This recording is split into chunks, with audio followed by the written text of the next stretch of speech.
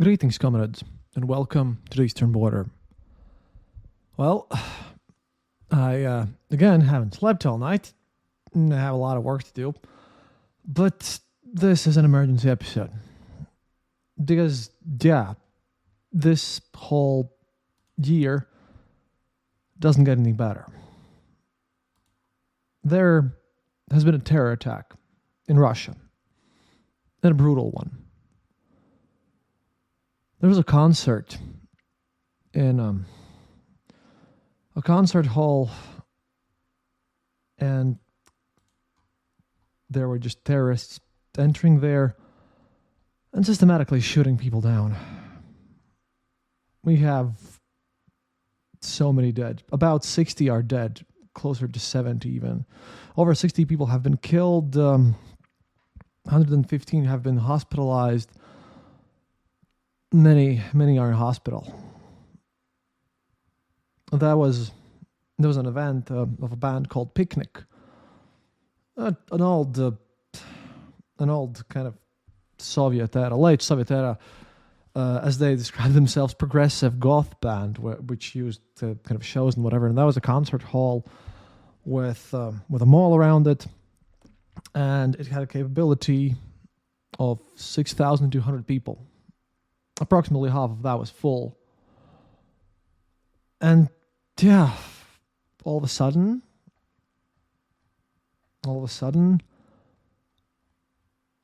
just the weirdest things happened yesterday. First of all, I have to say that a branch of the Islamic State have claimed responsibility for this, the ISIS-K, and the United States officials confirmed this, and they didn't really explain why, but I managed to put some things together and did some research and called some people, so I'll explain to you why I actually think this is not a false flag attack, and why I really think this is ISIS, and what happened, and why in this case this doesn't help Putin at all, because you'll definitely hear a lot of studies about how this could help out Putin and everything, because again, remember it hasn't sugar and everything, but let's go through what happened. It's kind of hard to talk because I was also on the Discord and just following as everything happened and reading everything, and I'll give you some studies from the people, because yeah. Well, anyways, if you remember, then the United States Embassy and UK Embassy warned that there would be some threats of terror attacks in Russia, and Putin just claimed that would be some sort of a fake, false, blackmail of Russian sovereignty and government. Turns out, well, that wasn't fake. Basically, this was a coordinated attack of multiple people. We saw a lot of things there. They entered the concert hall next to a mall. They were armed with guns, a lot of guns, of course, and Molotov cocktails. And they started shooting both in the foyer and in the auditorium. It was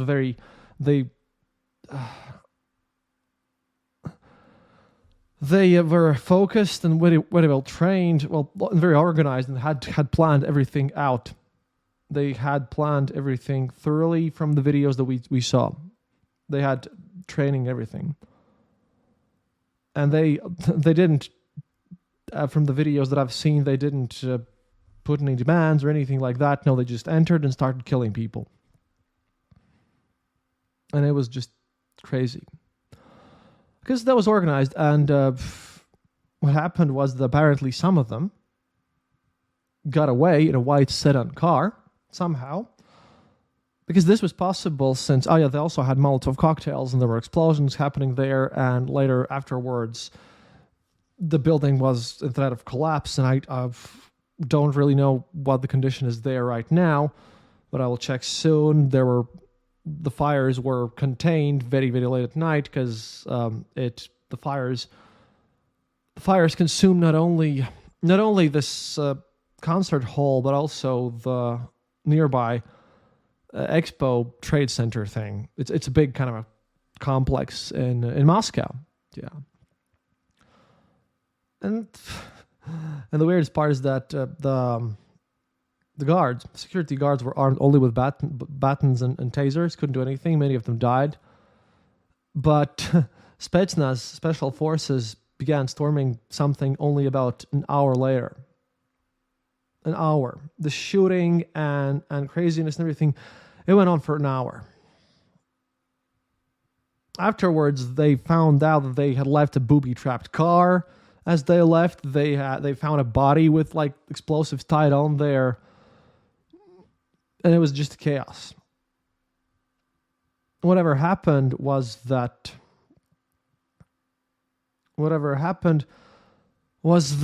these people, they were professionals. They just went in there and they did a massive act of terrorism.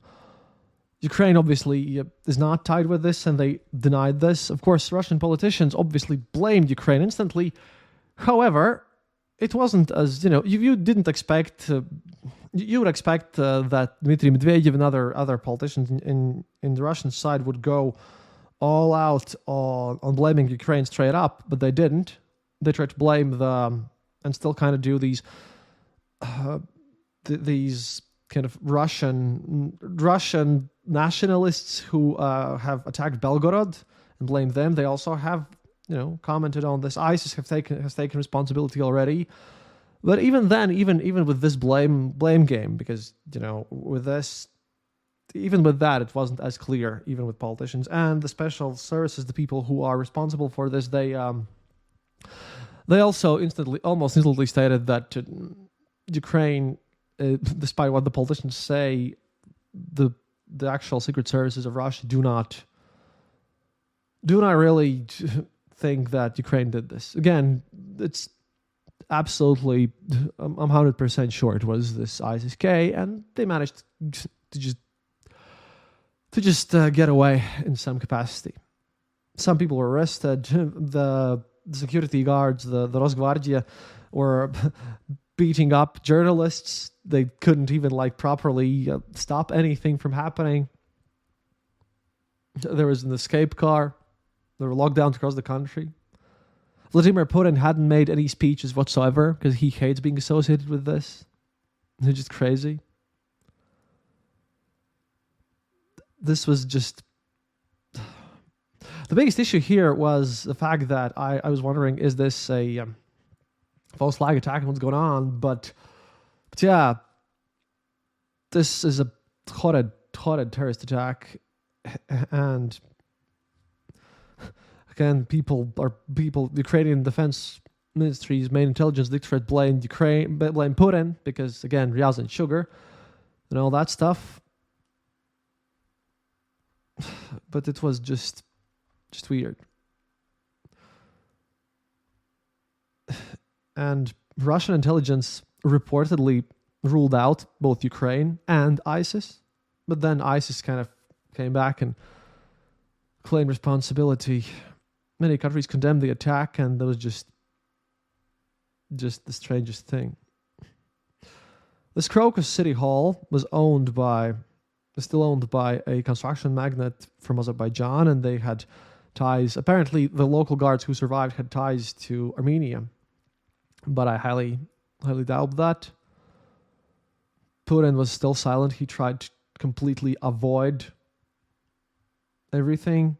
Didn't even give a proper speech, just met with the official people, and apparently just, death toll is way above 70. I think death toll is going to be in the hundreds because they're going to try to calm everything down. Again, sorry for this. I just spent the whole night studying this whole situation because Putin just met national security officials, bunch of people, but didn't even make a public speech, unlike everyone else. Putin passed on get well wishes through the deputy prime minister, never spoke himself, because again, in such situations where Putin is not utterly in control, he is a coward. Nothing surprising there. But yeah, organized shootings, many people died in the fires, and just ISIS. I'll get to the stories of the people because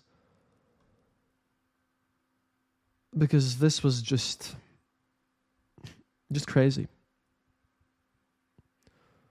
We have reports from the people there as well. It just makes it even scarier, but that's like the people's studies. There were performers who were evacuated. An Ostrożno media journalist was the scene recounted how she and her mother escaped. And all of this is just, again, sorry for being so slow, but yet again I tried to relax and horrible things happening. But yeah, from a journalist who escaped with her mother. Quote, "At first it wasn't clear that it was a shooting. After we noticed the ticket collectors running from the top floors, people started to move. We ran into the center and realized they were also shooting below us. They were shooting above and below. There was nowhere to run. There were no announcements, where to go, how to save or protect ourselves. We just lay on the floor waiting. We started running after everyone towards the escalator. We thought about hiding in the bathroom. People in the middle started shouting, 'Turn around!' and everyone started running back. We hid behind some flower pots, behind some stands. We lay there for several minutes. The shooting was going on the whole time. They didn't stop at all. And then we noticed that people started going downstairs, so we ran with them. On the way, we saw a dead girl. She'd been shot in the head. A man was standing there helping everyone to get out. He was shouting, 'Be careful, don't scratch yourself, don't cut yourself.' That's how he managed to get out in the parking lot."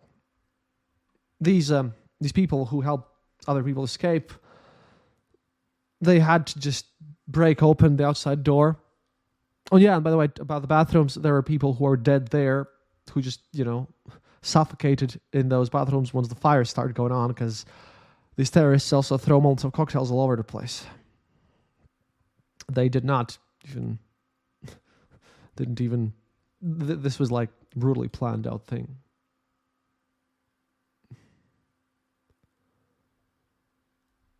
And we have more stories. Olga reports that, quote, "I was already in my seat inside the hall when everything started, and I didn't understand what was happening right away. About 5 minutes before the start of the concert, there was a strange noise. Then there were noises that sounded like firecrackers, and I didn't realize immediately that it was gunshots. Judging by the sound, the gunshots were quite far from me, in the lobby apparently.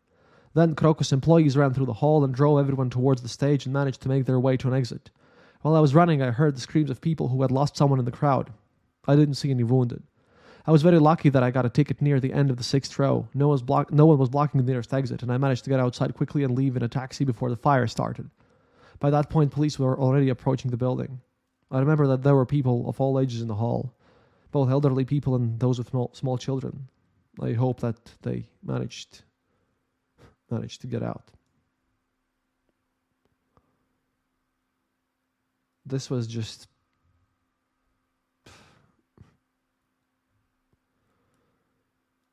weird.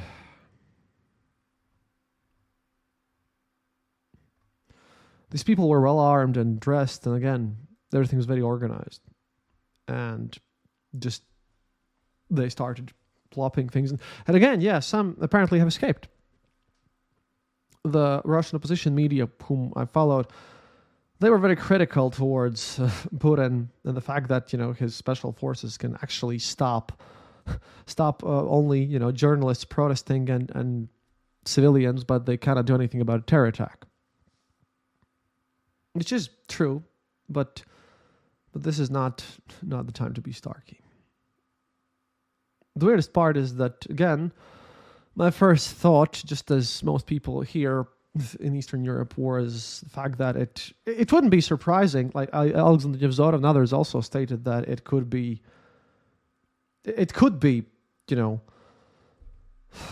a false flag attack, but I'm pretty sure it wasn't. See, the thing is, it kind of checks out. Because if you remember, in January, there was an assault in Iran, in this Khashoggi's, Qasem Soleimani's memorial service, explosions, twin bombings in January in Iran. There has been an attack on Russian embassy in Afghanistan as well. And if you recall in earlier episodes, then Russia has close ties to Taliban, which are the only people. I even made fun of them when they were the only group that actually arrived in the Economic Forum. Taliban, Hamas, and all those people, they arrive constantly in Russia for various talks and official levels, including the Afghanistan's official government there. And if you notice, Russia also uses Iran's drones and Shaheeds and everything, so they're in very close ties with that. Kind of, from this sense, it makes perfect sense, since ISIS is very active and they are fighting against these Afghanistans and Iranians, and they don't like these other groups at all. And they are blaming Russia, and they've been criticizing Putin in their own propaganda for, killing Muslims, referencing Moscow's interventions in Afghanistan, Chechnya, and of course Syria, where in Syria they used chemical weapons on civilians, So makes sense that at this point, when Russia is just super friendly with their moral enemies, their other people, other groups that they hate, yeah, this ISIS cape had a valid reason to do this. How they could have been trained? Well, many ways. Also, there are some interesting people from Afghanistan who are being trained in Russia, the Taliban soldiers as well. Christo Groziev said that, but we have sources that really, state that these Afghani soldiers, unrelated to this ISIS, is also being trained. So, there are bases for Russia actually training these sort of rivals, I suppose, enemies of ISIS. But it totally made sense and was brutal. The weirdest part is that a lot of people will, of course, start stating that this somehow benefits Putin a lot, that he will use this as an excuse to do full mobilization, and that he'll gain a bunch of benefit from all this situation. However, again, if this would be a staged attack, if this would be a false flag attack, then every perpetrator instantly would be killed. The cops would be right there, and it would be we've seen how they deny stuff and what Putin says and what the reaction actually is when something happens. When it's all fake, then Putin's also showing up and taking first stage and all this stuff. Right now, Putin's afraid because he's a coward. And once again, it's been shown that when he actually needs to do something, and when things aren't going according to plan, then he can't do anything. He cannot focus on stuff. The very fact that Putin isn't front and center, that alone shows that this was unplanned. Secondly, this truly shows weakness to everyone. Putin had been claiming, there's the reason why in Russian propaganda news they portray the whole war all the time, that everything is safe, nothing is happening. Putin has been actively trying to protect Moscow from any notions of that they're living in this wartime. With these Belgorod groups, the difficulty is the fact that official news and official propaganda constantly state that all the attacks have been stopped and all this stuff.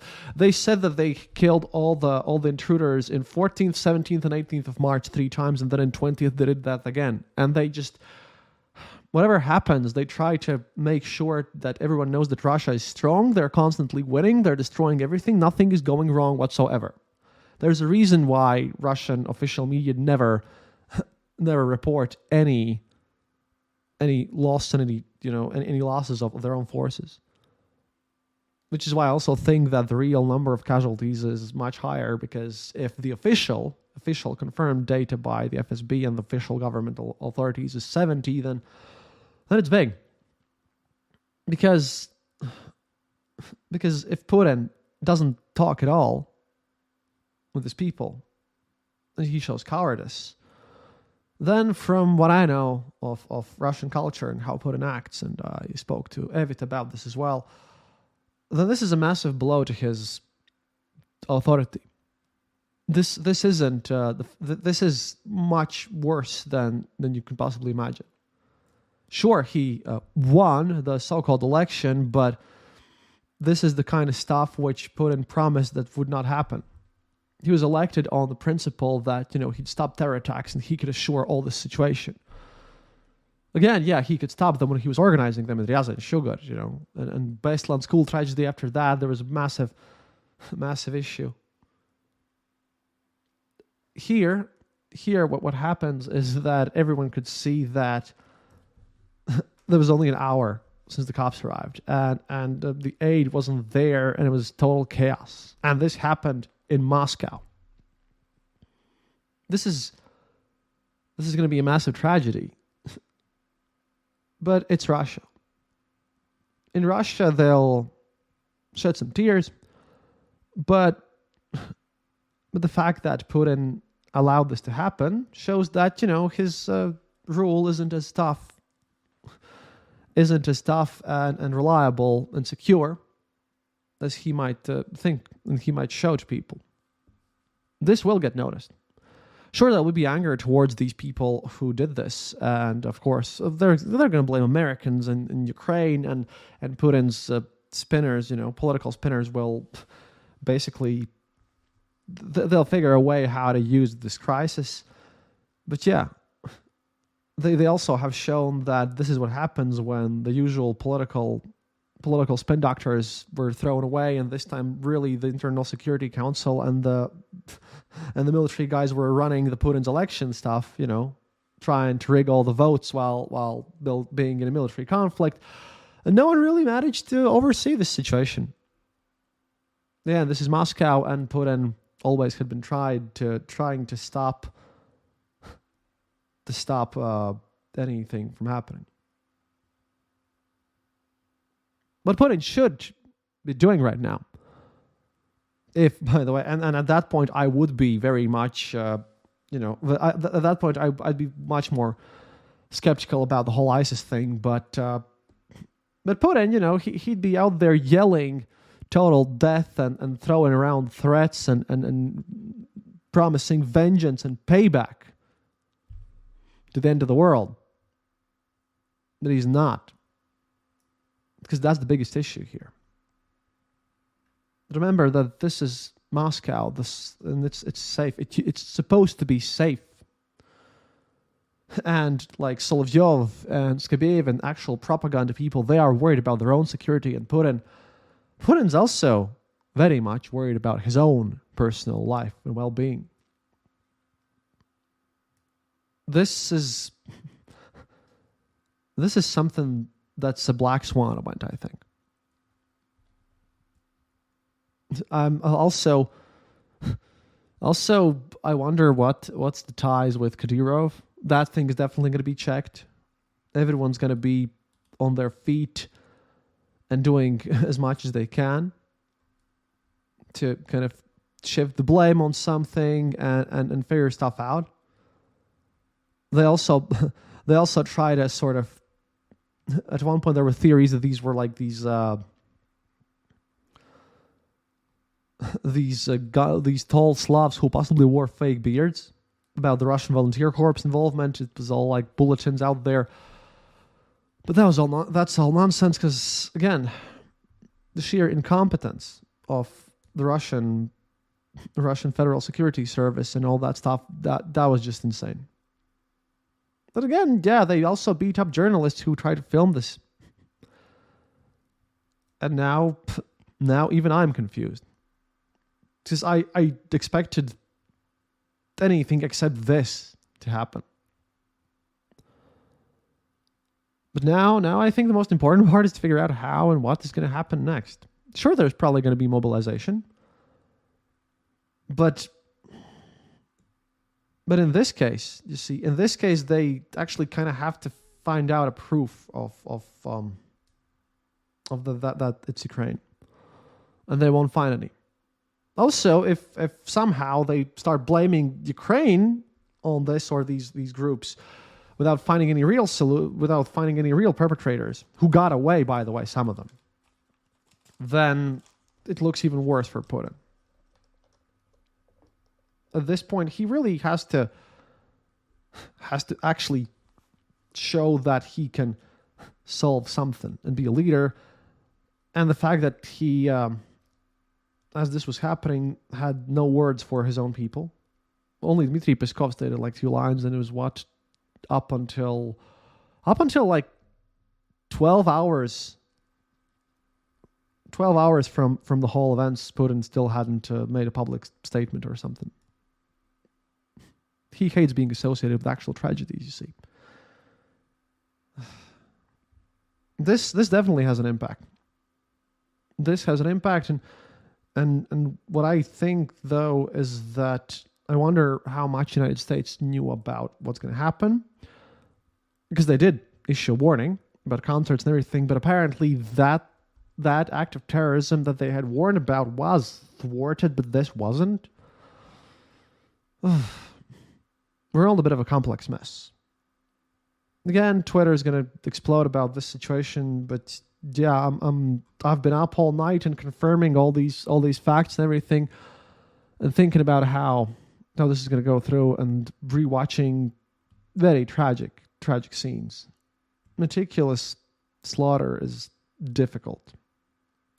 And yeah, there are no news about any arrests, except they arrested some random protesters who were like confused about all the mess. But we know that some people escaped with the car. No one knows how many exactly these terrorists were. Some say it was like up to 20. There have been weapons found on the way out with armored jackets. That means some of them actually left with the whole crowd. Like they managed to even get away with this. The whole situation is just an insane mess. But yeah, we'll follow through everything, and now I wonder how and what will Putin spend. Today is going to be the day where Putin has to speak somehow, somewhat, with something.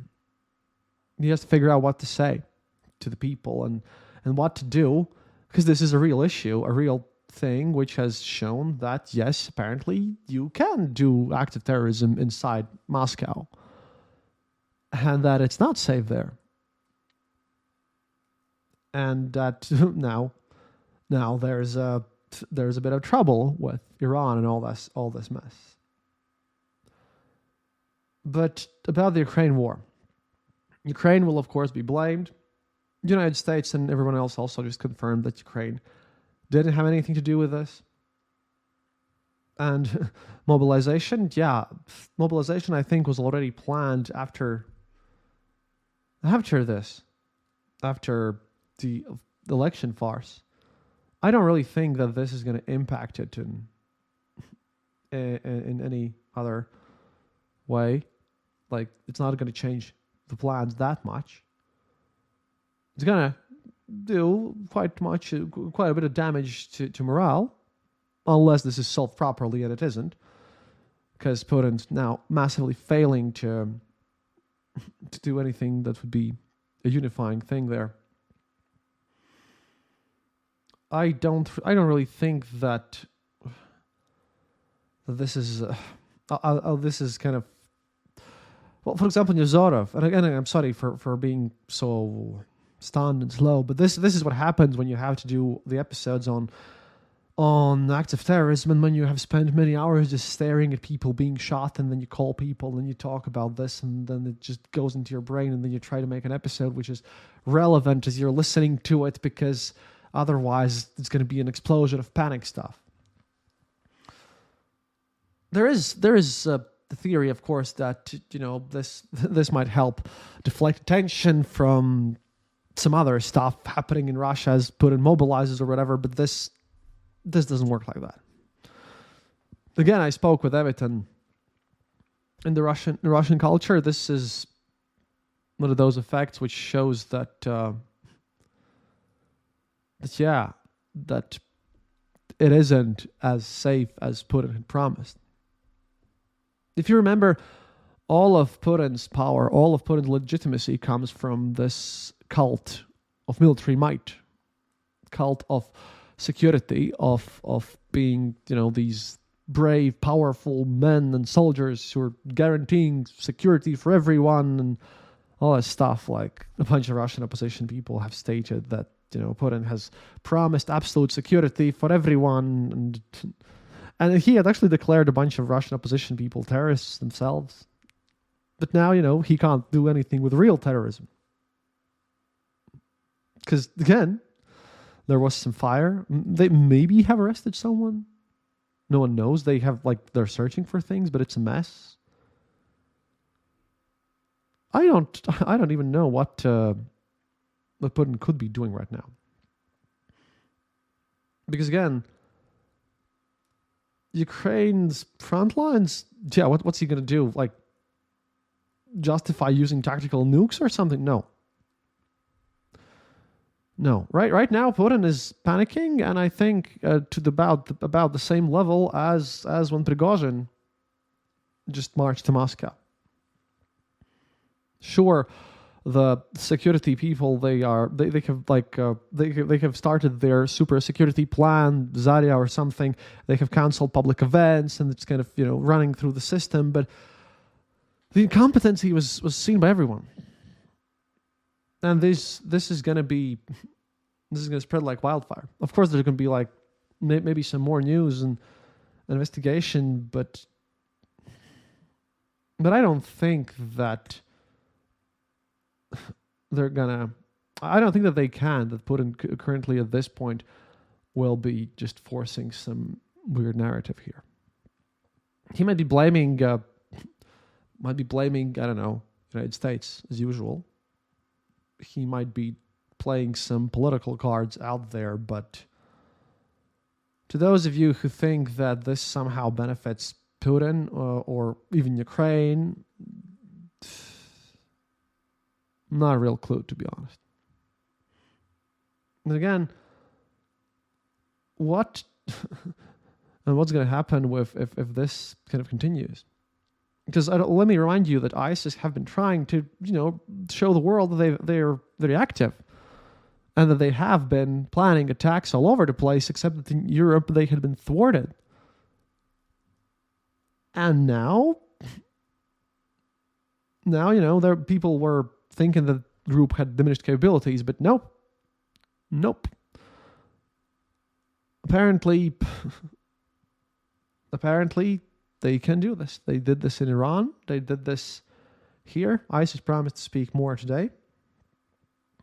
And the weird part is that, of course, I'm pretty sure that there will be channels who state that it's Ukrainians working with ISIS, which is utter nonsense, but we'll hear such things as well. The only thing that I can assure you with 100% certainty is the fact that Putin's going to be searching for insider betrayers, for traitors. As a properly paranoid dictator, he's going to be scanning through all sorts of things. There are already some people who worked in that Crocus Center have been arrested. This might lead to his, old brain somewhat of a breaking point. And the elites who live there in Moscow, they also might not be as happy with Putin if things go on. Very interesting circumstances. Because, as far as I understood this, and from what I saw and what I understood from speaking to people closer to the situation, we're talking about organized stuff here. They not only knew the planning, they also knew that this would be a concert for, everyday people, not some special thing where there would be more security or something. They knew the plan, they knew how to get out, they had planned everything up, they had full stuff of the building, with the interior. Which means that probably someone would work with this. And that is no surprise because if you remember, if you recall, Moscow only has 4 mosques for all of its millions of Muslims. And tensions between Muslims and Orthodox, especially in Moscow, have been very high. The ultranationalists who supported the war, they have been very anti-Islamic. Ramzan Kadyrov is trying to pretend that he defends Muslims, but these guys are going to probably shoot him if they see him. They had these tensions, religious tensions, flaring up. They had a lot of issues before. If you remember, there were like fights happening and people being arrested and just beaten up on the streets. This is what happens if you have when incompetence, internal strife, and all such nonsense just adds up and piles in. This is what happens when you train your security forces to instead of doing actual job, to just beat up protesters.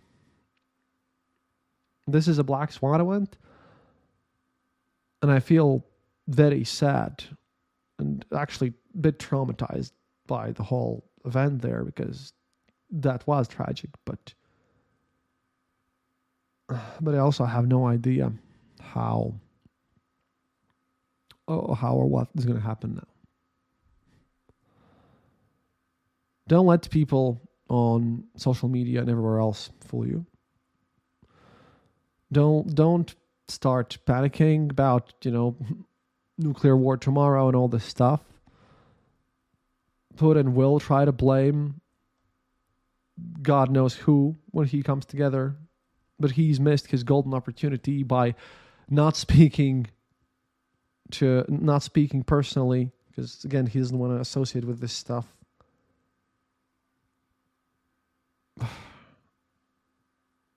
And the worst part is, from what I know and what I've understood, is that this might be just first of such events. After all, if ISIS gets thwarted in Europe, if they get thwarted all over the place, but in Russia they can manage to get away with this, at least in a lot of these cases. They can just run away and successfully do these things, then I think Mr. Putin has actual huge issues here on his hands. And the big mobilization stuff, do you really think that Putin, as paranoid as he is, at this moment would want to give out arms to all these people out there who need to be mobilized?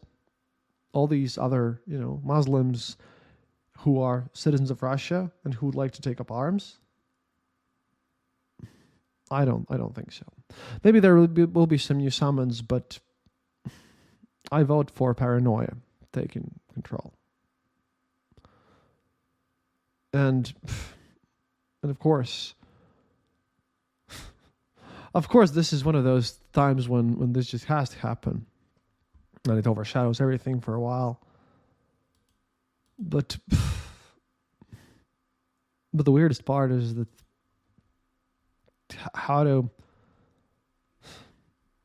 the worst part is, again, and I'm sorry for being so slow, but again, I explained myself why it's like this. The worst part is that we actually don't know how many people seriously went in there and what are the actual casualty numbers. There might be lies about that as well, because the building was on the verge of collapsing. It's going to be definitely bigger. Because again, if the official numbers state that it's over 60 people dead, then what are the real ones? They had 50 ambulance cars out there.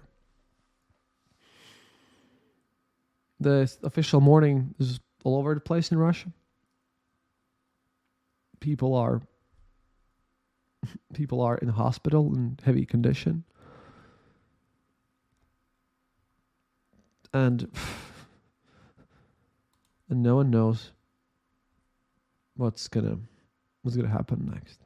They tried to do the fake footage of Ukraine services They tried to hire a deep fake about Ukraine, but that didn't even work out, and they canceled that one out easily. It's just that it's one of the most bizarre things I've seen in a while. We'll see what happens, but well, I think that we're seeing the first spot of the actual falling apart of Russia. The whole weaponry and everything, all this stuff, has to start somewhere. The collapse, as in many other places, happens very, very, very, very slowly, and then all at once. And, well, this is, as I see it, the beginning of the whole collapse thing. Well, let's hope that you guys are all safe. And I hope that I have convinced you that this isn't a false flag attack, because I don't believe it was. And that we're going to have to follow this closer, a lot closer. I checked a lot of options and spoke with a lot of people, and had to again filter out what I can and cannot exactly tell you about this whole stuff. But now we've seen Moscow seeing all this nonsense.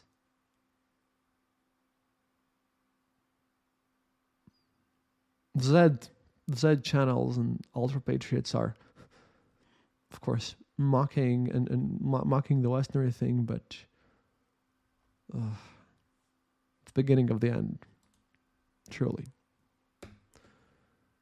I'll go and try to get some sleep. До свидания, товарищи.